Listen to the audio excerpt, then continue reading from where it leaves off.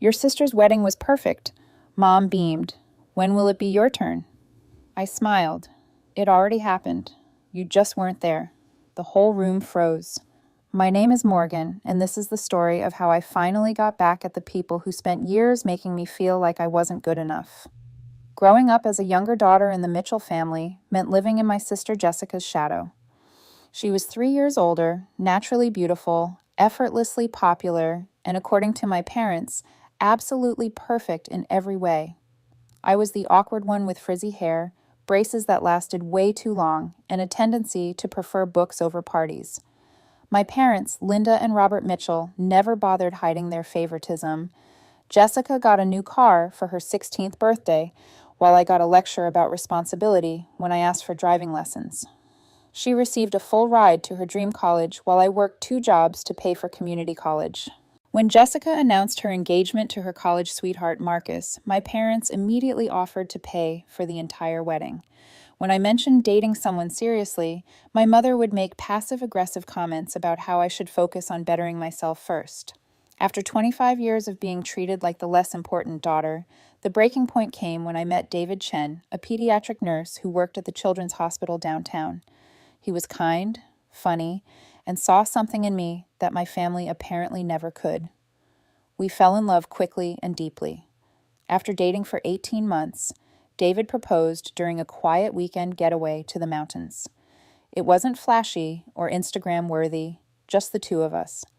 A beautiful sunset and the most heartfelt proposal I could have imagined. When I called my parents to share the news, their reaction was underwhelming, to put it mildly. "Oh, honey, that's nice," my mother said in that tone she used when she was clearly distracted. "Are you sure you're ready for marriage, though? You're still figuring out your career, and well, you know how these things can be." My father's response was even worse. "Maybe you should wait until Jessica's wedding is over. We don't want to steal her thunder, do we?" Steal her thunder. Jessica's wedding was still 8 months away, but this was typical behavior from my parents. Everything revolved around Jessica and her perfect life. The months leading up to Jessica's wedding were a nightmare. Every family gathering became a Jessica appreciation session. My mother would spend hours showing me Pinterest boards of Jessica's wedding plans, gushing about the venue, the dress, the flowers, everything. Meanwhile, whenever I tried to mention my own engagement, the conversation would quickly shift back to Jessica or die out entirely. The final straw came at Jessica's bridal shower, which my mother insisted I help plan despite being given no real input on any decisions. I was relegated to menial tasks like addressing invitations and picking up decorations. While my mother and Jessica made all the important choices together during the shower, my Aunt Margaret asked me when David and I were planning to tie the knot. "Oh, Morgan's not ready for marriage yet." My mother interrupted before I could answer. "She's still finding herself. Jessica has always been more mature about these things." Jessica just smiled and said nothing, which somehow made it worse than if she had been outright cruel. That night, I went home to David and cried for 2 hours. He held me while I vented about my family's treatment, how they made me feel invisible and unimportant. That's when David suggested something that would change everything. "What if we just did it?" he said quietly. "What if we got married without telling them?" At first, I thought he was joking, but the more we talked about it, the more appealing the idea became. Why should we wait for my family's approval or permission? Why should our happiness be put on hold for Jessica's perfect timeline? Over the next few weeks, we planned our secret wedding.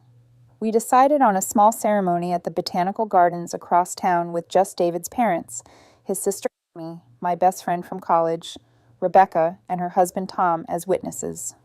David's family was thrilled and immediately embraced me as their own daughter. The contrast between their warmth and my family's coldness was stark. We hired a local photographer named Maria Santos who specialized in intimate weddings. The florist, an elderly woman named Rose, who ran a small shop downtown, created the most beautiful bouquet of white pays and eucalyptus. My dress came from a boutique that specialized in simple, elegant gowns. It wasn't expensive or elaborate, but when I put it on, I felt like the most beautiful woman in the world. The ceremony took place on a sunny Saturday morning on April 13th, exactly 2 months before Jessica's wedding. David's father, a retired minister, officiated. There wasn't a dry eye in the small group as David and I exchanged vows we had written ourselves. His promise to love me exactly as I am, never trying to change me or make someone else's idea of perfect.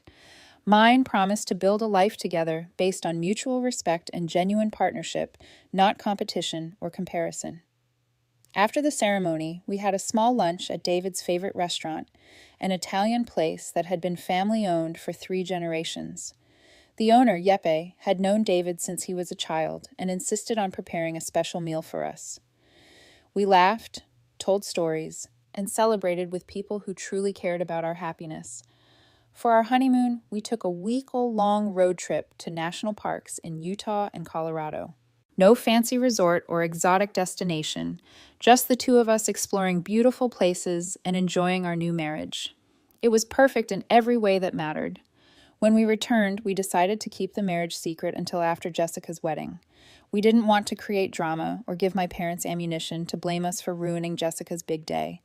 We moved in together, telling my family we were just taking the next step in our relationship. My parents barely acknowledged this milestone. Jessica's wedding planning intensified as the date approached. My mother called me daily with updates about dress fittings, menu tastings, and flower arrangements. She expected me to be available for every emergency and breakdown, despite having shown zero interest in my own life. I played along, all while secretly wearing my wedding ring on a chain under my clothes. The week leading up to Jessica's wedding was absolutely chaotic. My mother transformed into what I can only describe as a wedding general, barking orders at vendors, family members, and anyone within a 10 to feet radius. She called me at 7 o'clock in the morning, 3 days before the wedding, practically hyperventilating because the florist had delivered the wrong shade of pink roses. "Morgan, you need to drive to the flower shop right now and fix this," she demanded. "Jessica will have a breakdown if everything isn't perfect." I looked at David, who was making us breakfast before his shift at the hospital. He raised his eyebrows sympathetically as I mouthed, "Flower emergency," at him. "Mom, I have to work today," I replied. "Can't you handle this yourself?" "I'm too busy with the caterer," she snapped. "Your sister's wedding is this weekend, Morgan. This is important." The irony wasn't lost on me. Here I was, a married woman, being sent on errands for my sister's wedding, while my own marriage remained a secret. I spent my lunch break driving across town to argue with a florist about the difference between blush pink and dusty rose roses, all while my wedding ring hung hidden under my work blouse. The rehearsal dinner was held at an expensive steakhouse downtown. I watched my parents spawn over Marcus's family, who were lovely people, but clearly uncomfortable with the over-the-top display of wealth my parents were putting on. Marcus's mother, Patricia, was a kindergarten teacher, and his father, James, worked as an electrician. They were genuine, down-to-earth people who seemed bewildered by the crystal stemware and gold-plated charger plates my mother had insisted upon.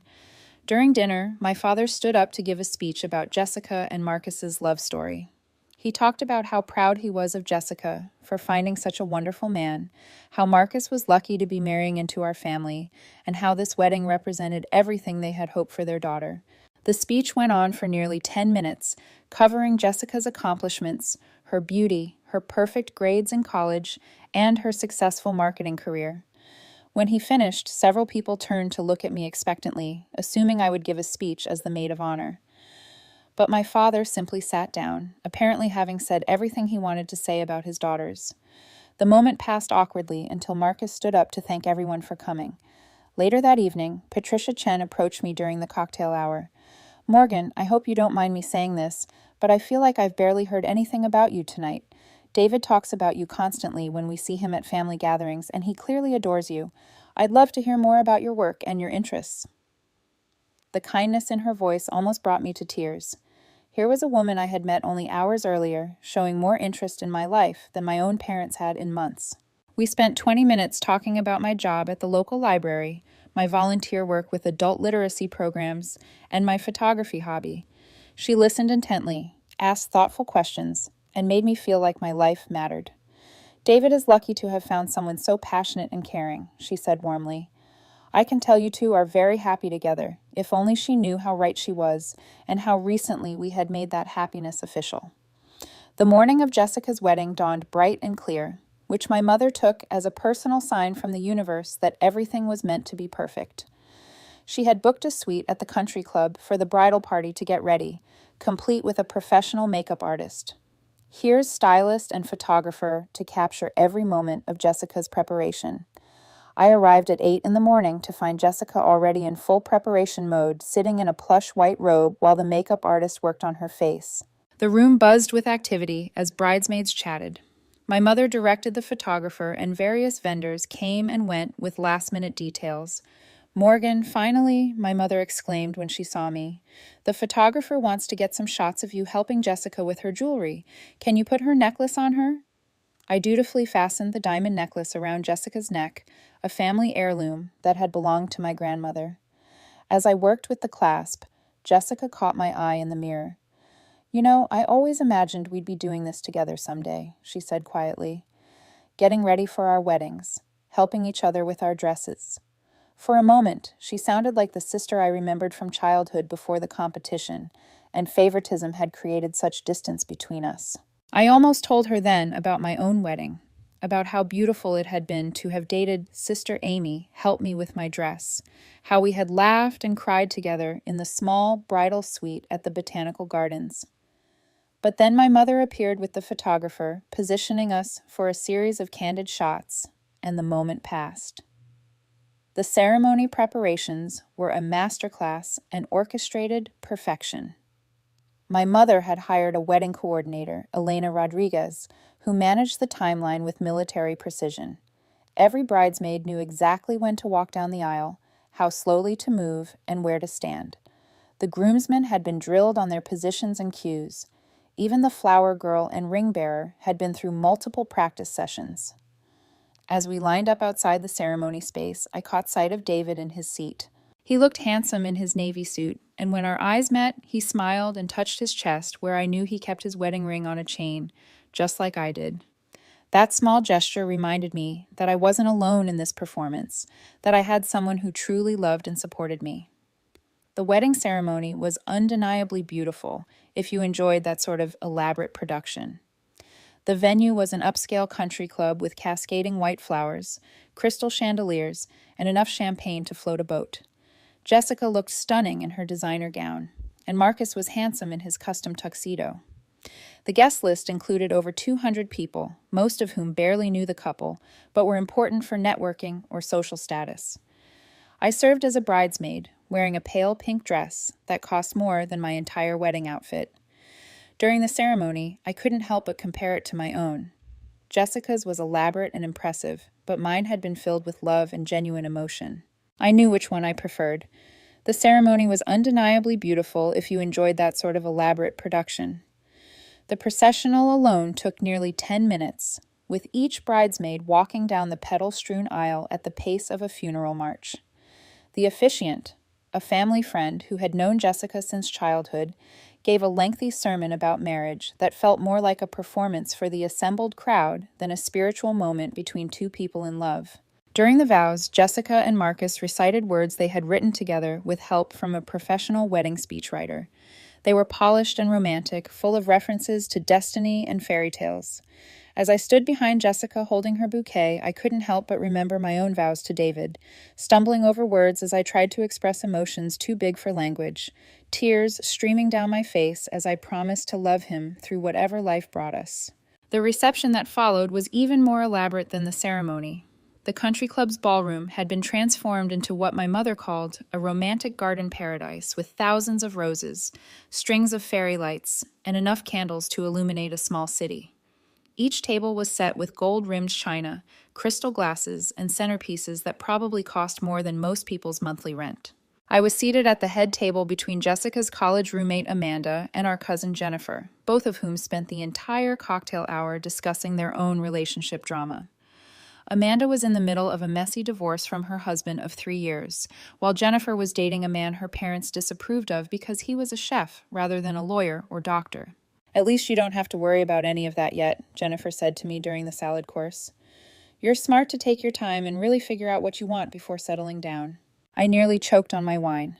If she only knew that I had already figured out exactly what I wanted and had married him 2 months ago in a ceremony that felt more authentic than this entire production. The dinner service took over 2 hours, with multiple courses and wine pairings that the sommelier explained in excruciating detail. My parents had spared no expense, hiring a five-star catering company that specialized in elevated dining experiences. The food was undeniably delicious, but I found myself thinking about the simple Italian lunch David and I had shared after our wedding ceremony, where Yeppe had served us his grandmother's recipe for osso buco and refused to let us pay because love should be celebrated with the best food and the biggest hearts. During the meal, various family members and friends stood up to give toasts. Jessica's college friends shared amusing stories about her dating adventures before Marcus.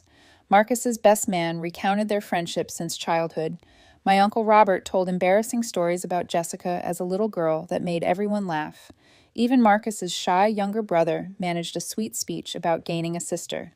When it came time for the traditional maid of honor toast, I stood up with my champagne glass, feeling the weight of my hidden wedding ring against my chest. I had spent days writing and rewriting this speech, trying to find words that were honest without being bitter, loving without being fake. Jessica has always been the kind of person who knows what she wants and goes after it, I began, my voice steadier than I felt. She's never been afraid to dream big or to work hard to make those dreams come true. Marcus, you're getting someone who will challenge you to be your best self while loving you exactly as you are. And Jessica, you found someone who sees all the wonderful things about you that the rest of us have always known were there. It was true. Even if our relationship was complicated, Jessica was determined and ambitious, qualities I actually admired, even when they overshadowed my own quieter strengths. The toast was well received, and Jessica mouthed thank you to me as I sat down. After dinner, the dancing began with Jessica and Marcus's first dance to At Last by Etta James. They moved together beautifully, having taken months of lessons to perfect their choreography. My parents watched from their table with tears in their eyes, and I could see my mother already planning the photo album page this moment would occupy. As the evening continued, I found myself observing the whole celebration with the detachment of an anthropologist studying wedding rituals. The cake-cutting ceremony where Jessica and Marcus fed each other small bites while the photographer captured every angle. The bouquet and garter toss traditions that seemed designed more for entertainment than any real romantic significance. The endless photo sessions with various combinations of family members and friends. What struck me most was how performative it all felt. Don't get me wrong, Jessica and Marcus were clearly in love and happy, but the wedding seemed to be as much about putting on a show for the guests as it was about celebrating their commitment to each other. Every moment was choreographed, every detail designed for maximum visual impact. I thought about my own wedding day, how David and I had spent the morning walking through the botanical gardens before our ceremony, talking quietly about our hopes for our marriage, how we had written our vows separately and surprised each other with words that came straight from our hearts, how David's nephew, who was 8 years old, had served as our ring bearer and kept whispering loudly during the ceremony about how pretty my dress was. Our photographer, Maria, had captured beautiful moments, but they were unstaged and genuine. David wiping tears from my eyes during our vows, me laughing as his father stumbled slightly over the words of the ceremony. The spontaneous group hug that happened after we were pronounced husband and wife. These weren't moments designed for social media or family photo albums. They were real emotions shared between people who cared about each other. Around 10 o'clock, the party was in full swing. The band my parents had hired was playing a mix of classic love songs and contemporary hits that kept the dance floor packed. Jessica had changed from her ceremony dress into a shorter, more comfortable reception dress that made it easier to dance. She looked radiant and happy, spinning around the dance floor with Marcus, then with my father, then with various family members and friends. I danced a few obligatory dances with relatives and family friends, making small talk about my job and my relationship with David. Everyone seemed to assume we would be engaged soon, and I smiled noncommittally while my wedding ring pressed against my chest like a secret waiting to be revealed. David and I managed to steal a few dances together, including a slow song where he whispered in my ear, "How are you holding up, Mrs. Chen?" Hearing him call me by my married name in the middle of my sister's wedding reception was surreal and thrilling. "Just a few more hours," I whispered back. "Then we can go home, and I can wear my ring where it belongs." The most difficult part of the evening was watching my parents. They were in their element, playing the role of proud hosts with obvious joy. My mother had changed into 3 different outfits throughout the day, each more elaborate than the last. My father had loosened up after several glasses of champagne and was telling anyone who would listen about how proud he was of Jessica and how lucky Marcus was to join their family. During a quiet moment, I overheard my mother talking to her sister Margaret about Jessica's future plans. "They're thinking about starting a family in a year or two," she said, her voice bright with anticipation. "Can you imagine how beautiful their children will be? And Marcus has such good family genes. Smart, successful, handsome." I wondered if my mother would ever speak about my future children with the same enthusiasm, or if they would always be secondary to Jessica's offspring and her affections. The thought made my chest tight with a familiar mixture of sadness and anger. As the evening wore on, I began to feel a strange sense of anticipation building inside me. I knew that in a few short hours, I would have the opportunity to share my own news with this room full of people who had spent years treating me as Jessica's less interesting younger sister. The thought was both terrifying and exhilarating. Around 11:30, Jessica announced that it was time for the bouquet toss. All the single women were called to gather on the dance floor, and I reluctantly joined the group. I had been dreading this moment, knowing that my mother would inevitably make comments about when it would be my turn to catch the bouquet and find my own happiness. The other single women in the group ranged from Jessica's teenage cousins to some of her college friends, who were still navigating the dating world in their late 20s. They chatted excitedly about the tradition, some joking about not wanting to be next, while others clearly hoped to catch the flowers. Jessica positioned herself with her back to us, holding the elaborate bouquet that had been created specifically for tossing, a smaller version of her bridal bouquet made with white roses, baby's breath, and trailing ribbons.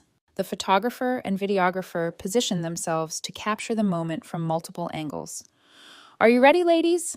Jessica called out, raising the bouquet above her head. The group of women crouched slightly, arms outstretched, ready to compete for the symbolic flowers.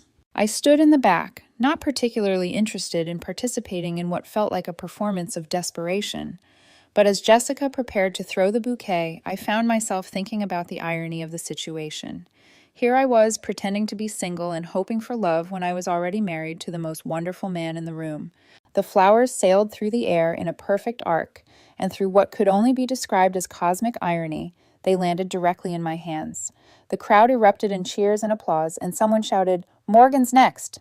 I stood there holding the bouquet, feeling the weight of the moment settling around me. This was it, the setup I had been unconsciously waiting for all evening. My mother materialized at my side, her face glowing with alcohol and excitement. "Your sister's wedding was perfect," Mom beamed, her voice carrying across the quieting room. "When will it be your turn?" This was it, the moment I had been waiting for. I looked at David, who was standing near the bar with an encouraging smile. I took a deep breath, reached into the small hidden pocket I had specifically requested in my bridesmaid dress, and pulled out my wedding ring, slipping it onto my finger where it belonged. "It already happened. You just weren't there." The whole room froze. My mother's smile faltered, confusion replacing her earlier joy. "What do you mean, sweetheart?" I held up my hand, showing the wedding ring that now sat proudly on my finger. "David and I got married on April 13th. We had a beautiful ceremony at the Botanical Gardens with people who actually care about us." The silence was deafening. Jessica's mouth fell open, still holding her empty hands where the bouquet had been. My father's face went through several color changes before settling on an angry red. Other guests began whispering among themselves, phones appearing as people tried to process this unexpected drama. "You're joking," my mother said, her voice barely above a whisper. "Not at all," I replied, surprising myself with how calm I sounded. "We have photos, a marriage certificate, everything." It was a lovely ceremony, small but meaningful. The kind of wedding 2 people have when they're focused on marriage rather than a party. Jessica finally found her voice. "Why didn't you tell us? Why would you do this?" I turned to face my sister, this person who had unknowingly been the center of my family's universe for 28 years. "When exactly should I have told you? During one of your dress fittings that I wasn't invited to? At your bridal shower where Mom told everyone I wasn't ready for marriage? Or maybe during one of the dozens of family dinners where every conversation was about your perfect relationship and your perfect wedding plans?" My mother looked stricken. "Morgan, we would have..." We wanted to be there for you. Did you, though? I asked, my voice getting stronger. Because I've been trying to share my life with this family for years, and there's never been room for anyone except Jessica. When I got engaged, Dad told me to wait until after Jessica's wedding because we didn't want to steal her thunder. When I mentioned wedding ideas, you changed the subject. When I tried to talk about David, you gave me lectures about focusing on my career instead. The crowd was definitely listening now, though most people were pretending to examine their phones or the centerpieces. Marcus had moved to Jessica's side, looking uncomfortable and confused. My father stepped forward, his voice tight with controlled anger. This is hardly the time or place for this discussion, Morgan. Isn't it, though? I replied. This is a celebration of marriage and family, right? I'm just sharing my happy news with everyone, unless, of course, you're embarrassed that your younger daughter got married without needing a 50,000 party. That hit home. My father's jaw clenched, and my mother looked like she might cry. David approached and took my hand. Maybe we should go, he said quietly. Good idea, I agreed. I turned back to the room, many of whom were still staring. Thank you all for helping us celebrate. It's been enlightening. The fallout from my revelation was immediate and dramatic. The room, which had been filled with celebration and laughter just moments before, fell into the kind of silence you usually only hear in libraries or funeral homes. I could see people processing what I had said. Some confused, others shocked, a few clearly delighted by the unexpected drama. Jessica's face went through several expressions in rapid succession: confusion, disbelief, hurt, and finally anger. Are you seriously doing this right now? She hissed, her voice low, but carrying across the quiet room. At my wedding? I'm just answering Mom's question, I replied, surprised by how calm I sounded. My heart was pounding, but outwardly, I felt more composed than I had all day. She asked when it would be my turn, and I told her the truth. My father stepped forward, his face a mask of controlled fury. Morgan, this is completely inappropriate. We need to discuss this privately. Why? I asked. This is a celebration of marriage and family, isn't it? I thought you'd be happy to learn that I'm married to a wonderful man who loves me unconditionally. The last part was aimed directly at my parents, and from their expressions, it hit home. Around us, I could see guests pulling out their phones, some probably texting other family members, others likely documenting the drama for social media. My mother looked like she was going to be sick. Morgan, honey, you can't be serious. When did this happen? Why didn't you tell us? I told you, I said, my voice getting stronger. You just weren't there. We got married on April 15th at the Botanical Gardens. It was a beautiful ceremony with people who actually wanted to celebrate our happiness. David appeared at my side, his presence giving me courage to continue. My husband, David, and I decided to have a small, intimate wedding, focused on our commitment to each other rather than impressing a bunch of people who barely know us. The word husband seemed to hit my family like a physical blow. Jessica actually took a step backward, nearly tripping over her elaborate train. You've been lying to us for months, my father said, his voice tight with anger. How could you deceive your family like this? Deceive you? I laughed, the sound sharp in the quiet room. Like when you told Aunt Margaret that I wasn't ready for marriage at Jessica's bridal shower, or when you suggested I wait to get engaged so I wouldn't steal Jessica's thunder. When exactly was I supposed to share my news with a family that made it clear my life wasn't as important as my sister's? More phones appeared around the room. I could see my cousin Rachel recording everything, probably for the family members who weren't present. My Uncle Robert looked like he was torn between intervening and enjoying the drama. Jessica finally found her voice again. So what? You decided to ruin my wedding because you're jealous? Because you couldn't stand having one day not be about you? That stung, but I wasn't backing down now. This isn't about you, Jessica. This is about me finally standing up for myself after 25 years of being treated like the consolation prize daughter. That's not fair, my mother protested, tears starting to flow down her carefully made-up cheeks. We love you both equally. Do you? I challenged. When was the last time you called me just to see how I was doing? When did you last ask about my job, my hobbies, my relationship without immediately changing the subject to Jessica? When did you last act like my happiness mattered as much as hers? The silence that followed was deafening. Around us, the wedding guests had formed a loose circle, some pretending to look away while clearly listening to every word. The band had stopped playing, and even the waitstaff had paused their cleanup to watch the unfolding family drama. Marcus, who had been standing frozen beside Jessica, finally spoke up. Maybe we should take this conversation somewhere private. Why? I asked. So you can all gang up on me and tell me how selfish I'm being? So you can make me feel guilty for finally speaking up about how I've been treated? I don't think so. I turned to address the room at large, feeling reckless and liberated. I want everyone to know that David and I had a beautiful wedding ceremony 2 months ago. We exchanged vows we wrote ourselves, surrounded by people who love and support us. It was small, but perfect, and I wouldn't change a single thing about it. Some of the older guests looked scandalized, but I noticed that several of the younger family members were nodding approvingly. My cousin Rachel had stopped recording and was actually smiling at me. Even some of Jessica's friends looked impressed by my boldness. David squeezed my hand. "Morgan, maybe we should go home now," he said quietly. I nodded, suddenly feeling exhausted by the confrontation. The adrenaline that had carried me through my revelation was starting to fade, and I realized I was trembling slightly. "Congratulations on a beautiful wedding, Jessica," I said, my voice softer now. "I hope you and Marcus have a wonderful marriage. I really do." Jessica stared at me for a long moment, her eyes bright with unshed tears. "I can't believe you did this," she whispered. "I can't believe it took me this long," I replied. As David and I walked toward the exit, I could hear the whispers starting behind us, voices rising as people began to process what had just happened. My phone was already buzzing with text messages and missed calls. "How do you feel?" David asked as we reached his car. I thought about it for a moment, taking deep breaths of the cool evening air. "Free," I said finally. "Scared, but free." The drive home was quiet, both of us lost in thought about what had just transpired. I kept playing the scene over in my mind, wondering if I could have handled it differently, if there had been a better way to make my point. But then I remembered my mother's face when she asked about my turn, the casual assumption that I was still waiting for my life to begin while Jessica lived her perfect fairy tale. I remembered all the years of feeling invisible, all the times my achievements had been overlooked or minimized. Maybe my approach hadn't been perfect, but it had been honest. When we got home, I finally took the ring off the chain where I had been hiding it and confirmed it was back where it belonged on my finger. David did the same, and for the first time in 2 months, we looked like what we actually were, a married couple. "No more hiding," I said, admiring how the ring caught the light. "No more hiding," David agreed, pulling me into his arms. "Though I have a feeling tomorrow is going to be interesting." He was right.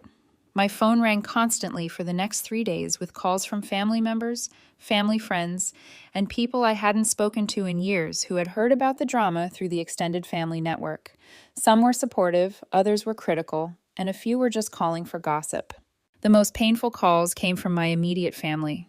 My mother left 17 voicemails, her tone cycling between tearful apologies and angry accusations.